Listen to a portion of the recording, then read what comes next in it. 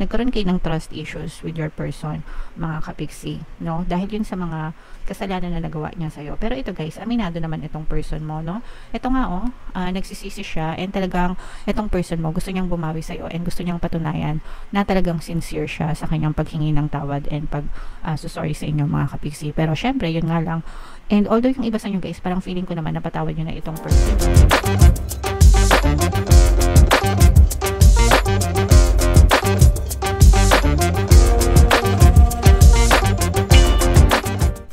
Hello guys, hello Capricorn, welcome back to Pinoy Pixie Tarot. Ang pamagat ng episode natin for tonight is Silip sa Pag-ibig. Love life reading tayo guys para ngayong September para sa Capricorn, Sun, Moon, Rising, Sign, and Venus. Pwedeng ma-pick up yung energy nyo guys, pwedeng ma-pick up yung energy ng person nyo. Roles can be reversed. If in case hindi kayo naka-resonate dito, subukan nyo panoorin guys yung video dun sa zodiac sign ng person nyo. Baka nandun yung energy nyo. So ito yung mensahe sa inyo ng inyong person, mga kapiksi. Akin ka lang. Okay, so angkin na angkin ka ng iyong person, mga kapiksi. Ayaw kanyang mawala.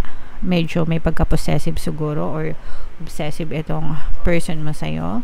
So ayaw kanyang mapunta kahit kanino, mga kapiksi. Another message is, nagsisisi ako sa lahat ng nagawa ko. So, pwedeng may nagawa siya sa inyo na hindi maganda, and nung time na siguro nakikipaghiwalay ka sa kanya or nanghihingi ka ng space or whatever, baka yun na yung time na na-realize niya yung pagkakamali niya and gusto niyang bumawi sa'yo. Kaya sinasabi niya na akin ka lang kasi ayaw niyang mawala ka sa kanya. Ayaw niyang mapunta ka sa iba kahit na may nagawa siyang hindi maganda sa'yo. So, pinagsisisihan naman niya yun, mga kapiksi. And ayaw niya na mawala ka sa kanya. Alright? And yung last message, Capricorn, kailangan kita. So, ayaw kanyang mawala. Kailangan kanya sa buhay niya, mga kapiksi. Na-realize niya ito after niyang makagawa ng kasalanan sa inyo. So, siguro doon niya na-realize yung true value mo, yung totoong ikaw, yung totoong halaga mo, mga kapiksi. Nalaman niya yun, no? Nalaman niya lahat. Nalaman niya kung ano yung mawawala sa kanya if ever na tuluyan kayo magkahiwalay, guys. Okay? So, kailangan ka niya, mahal ka pa rin niya, sa kanya ka lang, ganyan-ganyan. Comment down below if feeling nyo naka-resonate kayo dyan. Tingnan naman natin yung energy sa inyong situation, guys. Coffee cup energy. Ibig sabihin nito, guys, parang building ulit, no? Building or rebuilding yung inyong relationship, no? Parang binubuo nyo ulit. Especially na pinagsisihan naman niya yon kanyang mga nagawa, guys. Parang right now, you're more into talking, mas nag-uusap na kayo ngayon, trying to fix the relationship siguro, trying to rekindle the relationship para maibalik, no? Ito na yung mga nagde-date na ulit kayo, lumalabas-labas na ulit kayo, mga kapiksi, ganyan. So, yeah. And last message, Capricorn, is pag-ibig, no? So, nandun talaga yung love, guys. Kaya nga, sabi ko sa inyo, itong person mo, na-realize nito yung totoo mong value after niyang makagawa ng kasalanan sa inyo. Akin ka lang, kailangan kita. And that's because mahal ka ng person nyo, mga kapiksi. And kahit paano naman, guys, nakikita natin yung sincerity dito na talagang nagsisisi siya sa kasalanan niya sa'yo. Alright? So, comment down below, Capricorn, if feeling nyo naka-resonate kayo dyan. Tingnan natin yung love energy nyo ngayong September. So, shuffle natin to, guys. Habang sinashuffle natin to, panoorin nyo muna yung video natin regarding sa ating paano mag-manifest ng abundance video course. Kapiksi, sawa ka na ba sa mga struggles at hirap sa buhay mo? Masipag ka ba at masikap sa buhay ngunit hindi ka pa rin umaasenso? Ilang beses ka na bang nag-attempt mag-negosyo at mag-invest pero palagi ka pa rin nalulugi? Sa pagkakataon na ito ay maaaring may subconscious beliefs ka na nagiging balakid sa iyong pag-unlad at pagyaman. Introducing, paano mag-manifest ng abundance video course. Dito ay matututunan mo ma-overcome ang mga balakid mo para tuluyan ka ng umunlad, umasenso, sumagana, maging matagumpay, successful at maswerte sa iyong kabuhayan, pera, trabaho, negosyo, salapi at kaperahan ng bonggang-bongga. Dali, mag-send na ng email sa pinoypixietaro@gmail.com at simulan na ang iyong pagyaman ngayon. Alright, so sa lahat ng gusto mag-avail ng course guys, meron tayong promo ngayong August. Magbibigay tayo ng free 3-in-1 pampaswerte sa subliminal, so pampaswerte sa buhay, sa pera at saka sa love life. Worth 1,500 yung freebie na yan, so i-avail nyo na mga kapiksi. Sobrang ganda. And meron din tayo guys, bagong course, paano mawala ang third party at magkaroon ng harmonious na relationship para mawala yung mga kabit ng mga jowa nyo guys. 30% discount naman yan until August 31, so i-avail nyo na guys. Sobrang ganda. Capricorn guys, kayo ay represent ng Queen of Pentacles. Ito yung ating love energy. So, dito mga kapiksi, this is both negative and positive. Unang-una, meron talagang healing na nangyayari sa relationship nyo or kailangan talaga ng healing and ng acceptance kasi nagkaroon kayo ng trust issues with your person, mga kapiksi, no? Dahil yun sa mga kasalanan na nagawa niya sa'yo. Pero ito guys, aminado naman itong person mo, no? Ito nga nagsisisi siya and talagang itong person mo gusto niyang bumawi sa'yo and gusto niyang patunayan na talagang sincere siya sa kanyang paghingi ng tawad and sorry sa inyo mga kapiksi. Pero syempre, yun nga lang.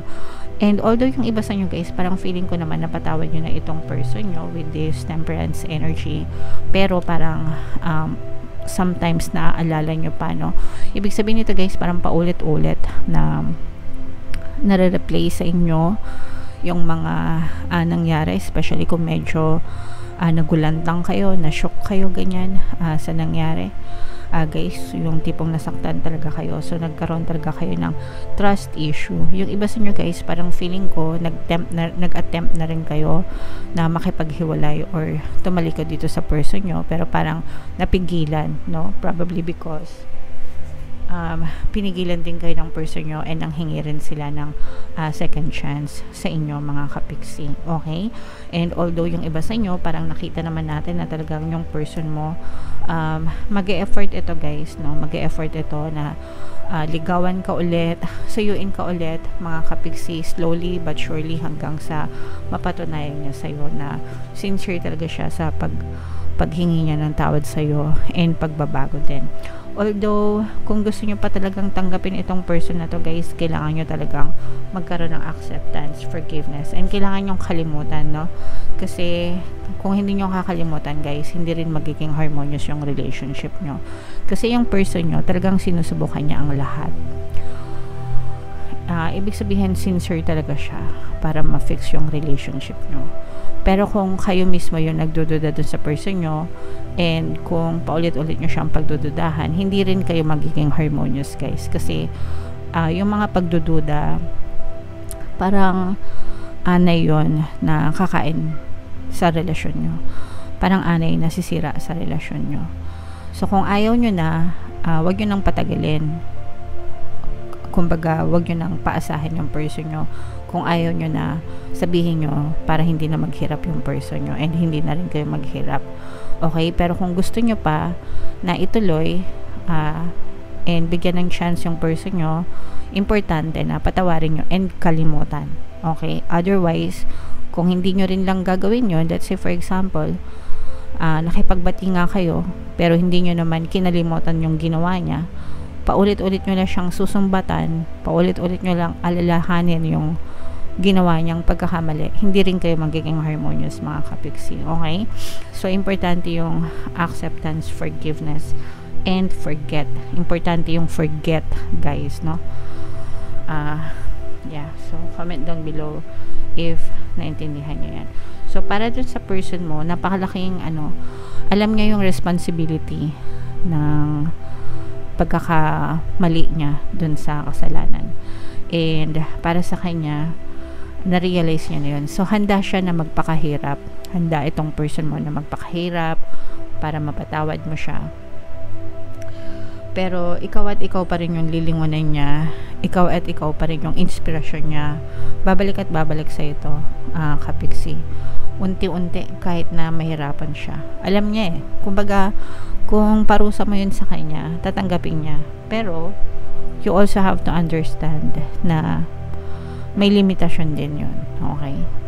Kaya hindi dapat na sumbat ng sumbat, mga kapiksi. Okay? Kaya nga sabi ko sa inyo, kung hindi nyo makalimutan, hiwalayan nyo na lang para parehas kayong makalaya. No? Parehas kayong free. Hindi nyo napahirapan yung sarili nyo, at the same time, hindi na rin mahirapan yung person nyo. Pero yung iba sa nyo guys, nararamdaman natin na gusto talaga makipaghiwalay, okay, with this Six of Swords energy. Baka hindi nyo talaga matanggap yung ginawa nila sa inyo. So, kung hindi nyo matanggap at gusto nyo makipaghiwalay, go mga kapiksi. Wala namang masama doon, especially kung nasaktan talaga kayo. It's your right. Meron kayong karapatan na magstay. Meron din kayong karapatan na umalis dun sa relationship. Okay? Kasi hindi lang naman puro sila. Kailangan i-consider nyo rin yung nararamdaman nyo, mga kapiksi. Kahit na mahal pa nila kayo, kung hindi nyo na sila mahal, kung nasasaktan na kayo dahil dun sa relationship, dapat marunong kayong mag-decide kung gusto nyo pa magstay or umalis sa relationship. Okay? Pero with this energy, nakita natin na kahit na may nagawa siyang kasalanan, talagang nagsisisi siyang lubos, and he or she is trying to fix everything para sa inyo. Again, at the end of the day, kayo pa rin yung magde-decide kung anong gusto nyo sa relationship nyo, mga kapiksi. Alright? Okay. So, comment down below, Capricorn, if feeling nyo naka-resonate kayo dito sa mga messages na to. Meron tayong mga relationship subliminal sa ating channel, guys. Mga pampabalisa, pampabalik,